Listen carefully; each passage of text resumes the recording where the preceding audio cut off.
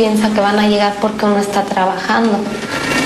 ¿Y qué pasó por su mente en ese momento? Pues a mí me dio mucho miedo porque en realidad I never thought this would happen to my parents. She's the Phoenix girl whose teary-eyed plea to President Barack Obama is being seen around the world on YouTube. I wanted to help because I want my parents back. Think it's time we say stop. Hey, what's that sound? Everybody look what's going down. Stop here, what's that sound? Everybody look what's going down. Stop here, what's that sound? Everybody look what's going down. Stop here, what's that sound? Everybody look what's going down. For now, Catherine is staying with relatives and wondering when she'll see her parents again.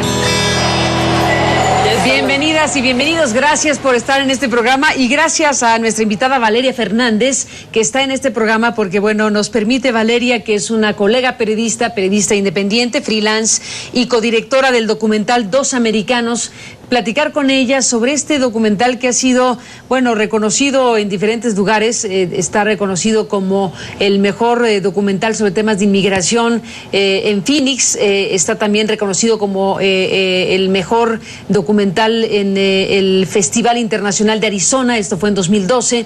Y ahora está este documental Dos Americanos en México, porque está formando parte de una muy interesante experiencia que es Docs DF, el octavo Festival Internacional de Cine Documental en la Ciudad de México, que, bueno, tiene la verdad un gran programa. Hay una gran cantidad de documentales que se están exhibiendo en la capital de México.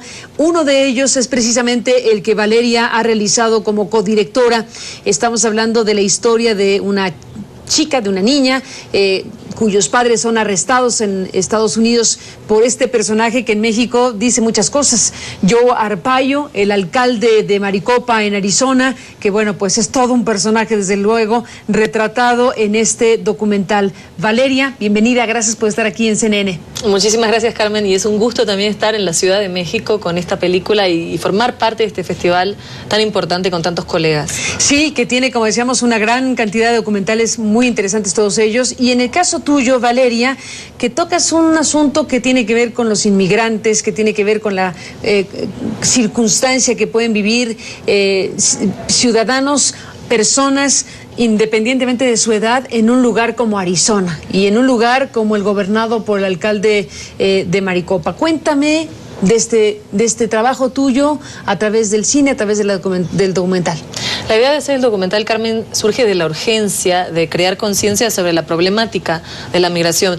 Porque después del 9/11 empezamos a ver en Estados Unidos que muchos de los políticos usan una retórica de que tenemos que cerrar las fronteras porque tenemos que protegernos del terrorismo. ¿Y quién se ve afectado en medio de todo esto? Una comunidad inmigrante que viene a ese país a buscar empleos, que viene escapando quizás muchas veces de la violencia en sus países de origen, por un futuro mejor, y se ven atrapados en esta retórica de los políticos del terrorismo. ¿Quiénes? Por una ausencia de una política federal en Estados Unidos de reforma migratoria, de una manera que la gente pueda ingresar legalmente al país, empiezan a utilizar leyes estatales, mecanismos a nivel estatal para controlar la migración y convertirse ellos, si se quiere, en agentes de migración cuando no tienen verdaderamente esa potestad. En el caso de Arpaio, él recibe poderes del gobierno federal, firman un acuerdo y comienza a cooperar la policía local con las autoridades federales en la deportación de personas. Y estos operativos de detención de inmigrantes los desarrollan en vecindarios latinos y en sitios de empleo. ¿Dónde? Restaurantes de comida rápida, lavados de carros, fábricas de ropa, de empacadoras, lo que se te puede ocurrir. Llegan con un equipo de SWAT, enmascarados, y empiezan a arrestar a la gente en medio del trabajo. Entonces inicia el documental Dos Americanos con el caso de Carlos y Sandra Figueroa, los padres de esta niña, que son arrestados mientras estaban trabajando junto a otras 20 personas. El sheriff se presenta, da una conferencia de prensa, y Catherine Figueroa, de 9 años, estaba jugando en la casa de su tía y ve en la televisión a su papá y su mamá que están siendo arrestados. Decidimos documentar ese proceso, porque nos preguntamos qué pasa con estas leyes, qué pasa cuando la policía, que se supone que te tiene que proteger, se convierte de una manera en algo que te aterroriza.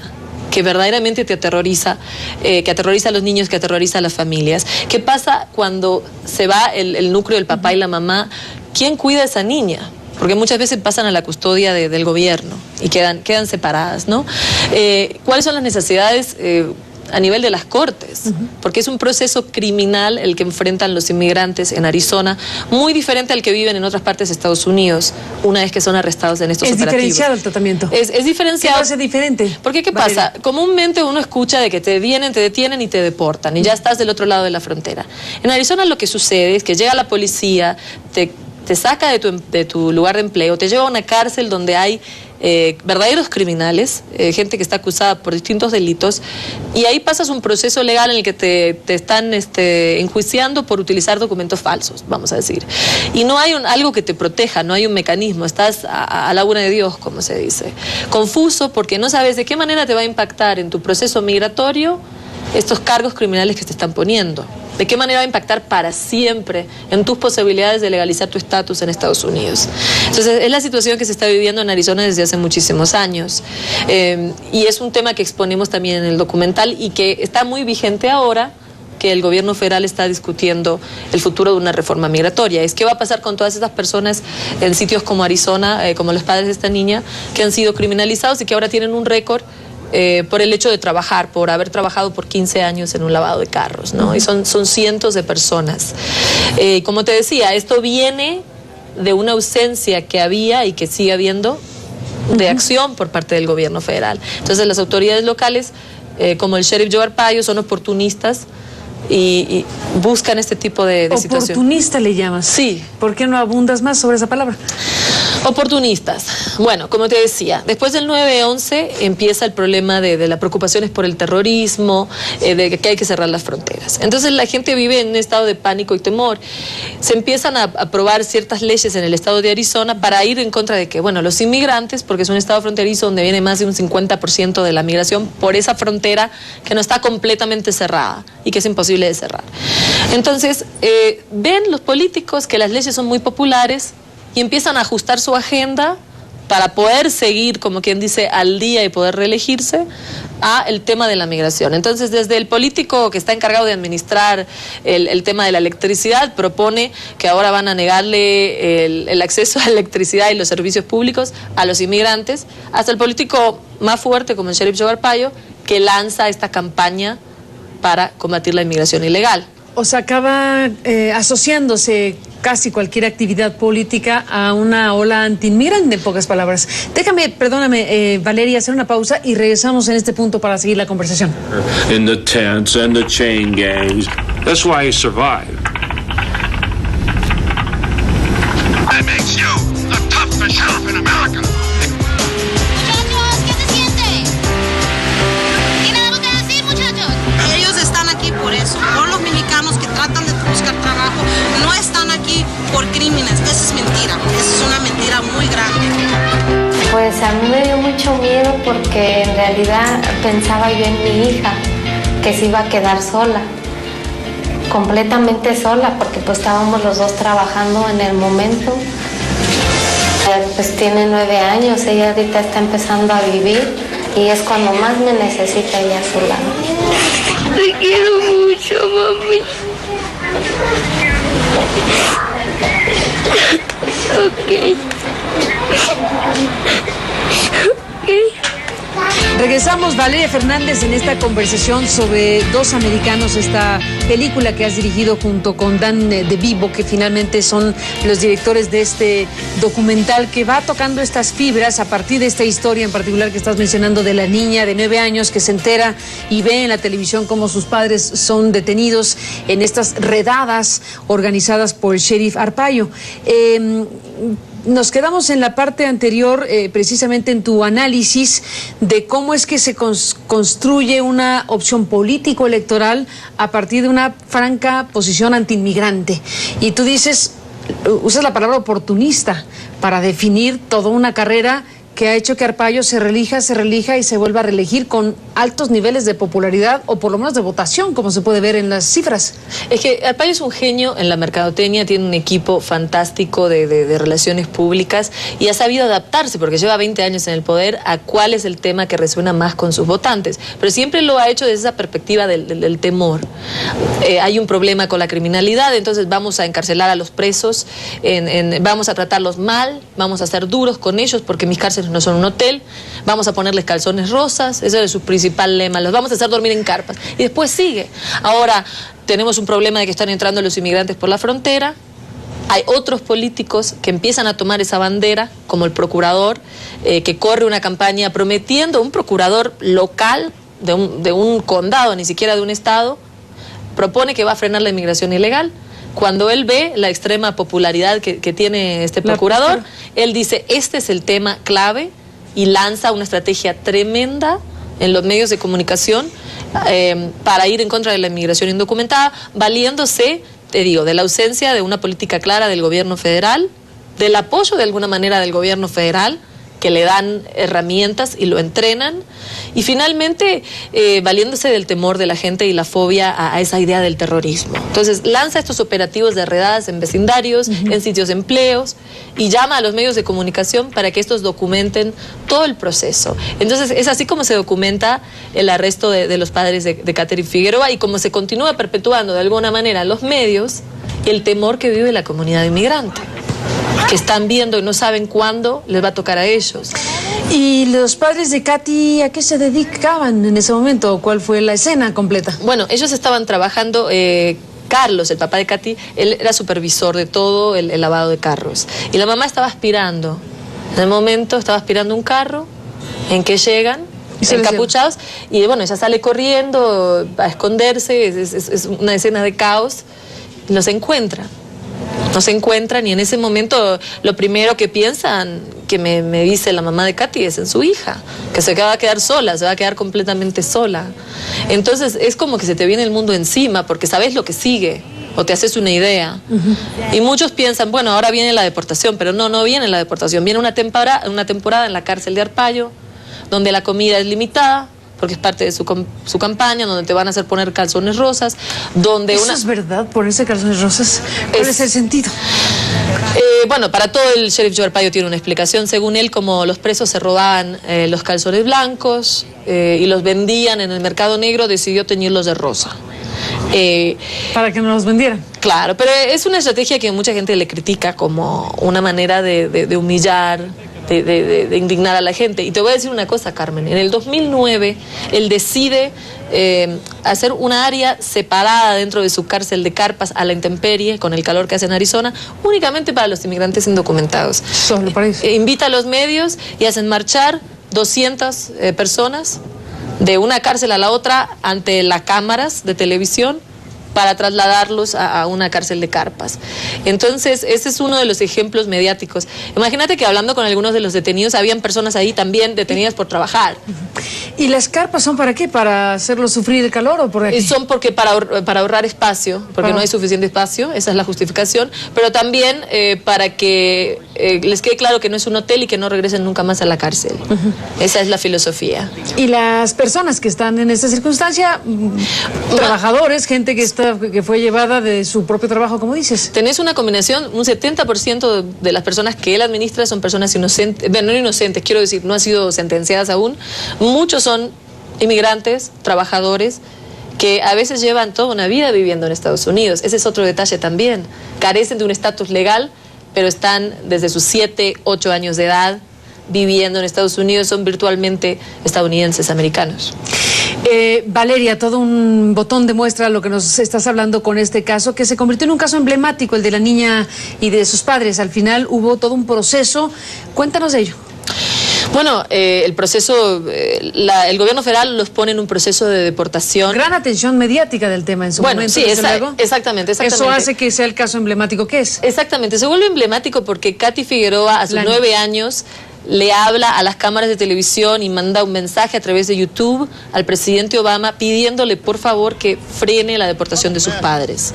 Algo que hasta el día de hoy sigue haciendo y sigue pidiendo en nombre de tantos otros niños que enfrentan esto.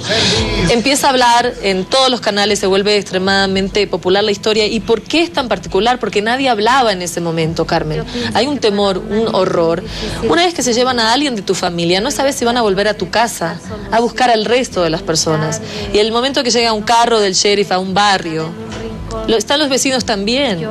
Entonces es una situación en la que los niños como Katy viven aterrorizados de la policía. Y documentamos y mostramos un poco esto también en la película, al punto de que tienen pesadillas, de que no pueden dormir y que la gente no se anima a denunciar crímenes o delitos o dar testimonio porque no saben si se los van a llevar a ellos o si van a venir al barrio y con una simple llamada van a llevarse a uno de sus vecinos o a uno de sus familiares que no tiene documentos, porque se ha convertido en una práctica muy común la de pedirte si tienes papeles o no, basándose únicamente en tu aspecto, ¿no?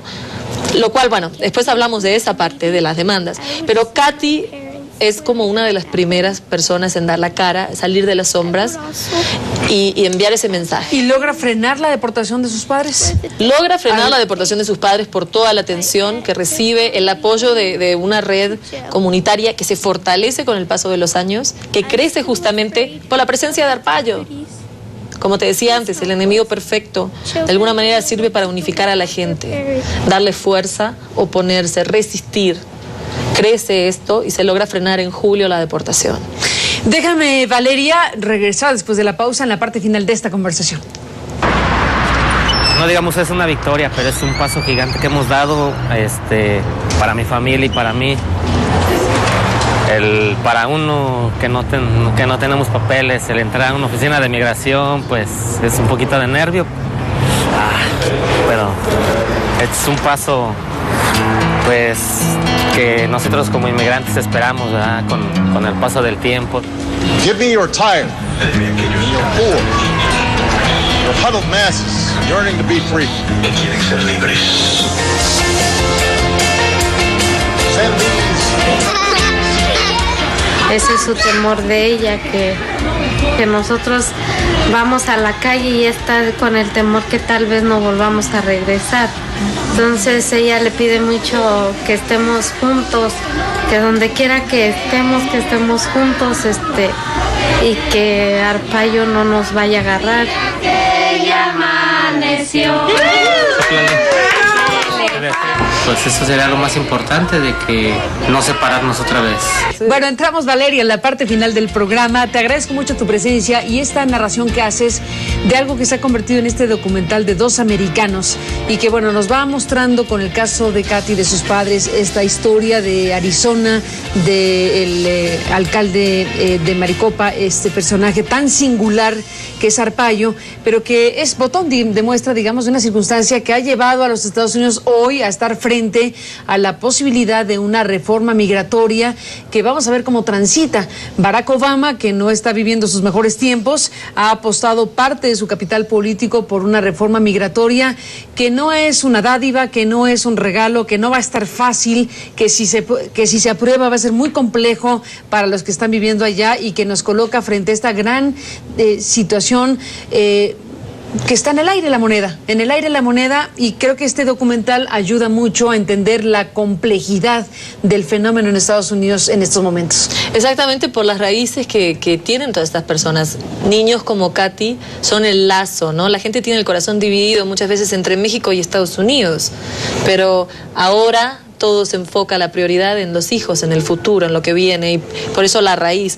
El tema de la reforma migratoria, te voy a decir que Obama ahora está en una situación muy compleja, porque si los republicanos no movilizan las cosas en la Cámara de Representantes y Diputados, no va a haber una reforma. Quedan muy pocas semanas, el año que viene cambia la dinámica política con el tema de las reelecciones dentro del Congreso y todo eso. Es corto el momento. Hay algo que se le está pidiendo a Obama, que es que pare automáticamente las deportaciones como los padres de Katy, que pare las deportaciones de personas sin delitos criminales, que las pare absolutamente. Bueno, es un gobierno que ha tenido una enorme cantidad de deportaciones, más que incluso gobernantes republicanos en los últimos años. Va para los 2 millones. 2 millones de deportados, silenciosamente hablando. Pero es una cantidad enorme. Y la mayoría son personas que no tienen un récord criminal, entonces eso va en contra de las prioridades de Estados Unidos y tiene una serie de secuelas tremendas, porque estamos hablando de niños estadounidenses que están creciendo en un trauma de lo que es la persecución, temen ellos ser deportados pese a tener la ciudadanía estadounidense. Y es el capital a futuro, ¿no? Económico, si se quiere, de un país que está envejeciendo, es esta juventud. Pero hay algo positivo también, que estamos viendo justamente esta ola de jóvenes latinos que en un futuro van a pasar a ser una gran mayoría de los votantes que están participando políticamente. Lo vimos en Arizona, el sheriff ganó las elecciones, pero hubo una ola de registro de votantes encabezada por jóvenes de 14 y 15 años latinos. Que además lo están haciendo lúdicamente por momentos, ¿no? Sí, lo están haciendo, pero ¿dónde se ha visto que salgan de la prepa a ir a registrar votantes? Sí. Es un fenómeno increíble. Sí, sin duda, es un fenómeno muy potente, muy importante. Han tomado calles, ¿no? Es el fenómeno migratorio, el fenómeno latino en Estados Unidos en los últimos años ha tomado una gran fuerza y veremos hacia dónde se conducen las cosas. Por lo pronto, 2 americanos, esta cinta de Valeria y de Dan DeVivo nos habla precisamente de estos casos en particular, de este caso en particular y de lo mucho que hay que seguir hablando del asunto en Estados Unidos y en México. Gracias por estar en CNN en este programa. Muchísimas gracias, Carmen. Gracias. Gracias. Y a usted que nos permitió acompañarles, pásela bien y le esperamos mañana. Gracias y buenas noches.